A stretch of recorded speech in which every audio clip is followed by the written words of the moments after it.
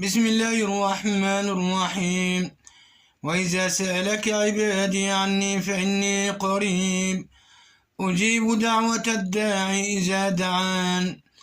اللهم إني أسألك يا الله يا سميع يا سريع يا قريب يا مجيب أن تصرف عنا الغم والهم والكرب العظيم، فأنت القادر على ما تشاء، ولا يعجزك شيء في الأرض ولا في السماء.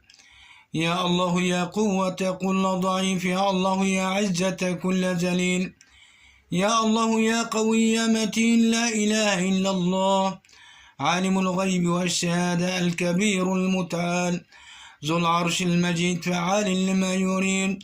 اللهم اهدنا بنورك نور اليقين، وأيدنا بروح منك يا أرحم الراحمين، وأدخلنا برحمتك في عبادك الصالحين.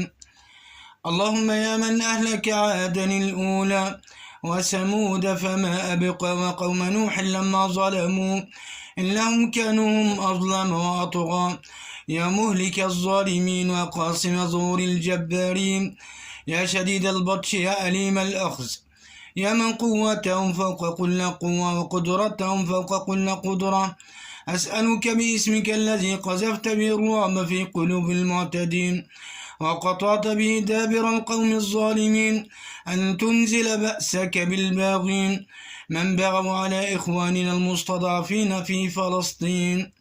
الحمد لله رب العالمين. اللهم صل وسلم وبارك على نبينا سيدنا محمد وعلى آله وصحبه وسلم.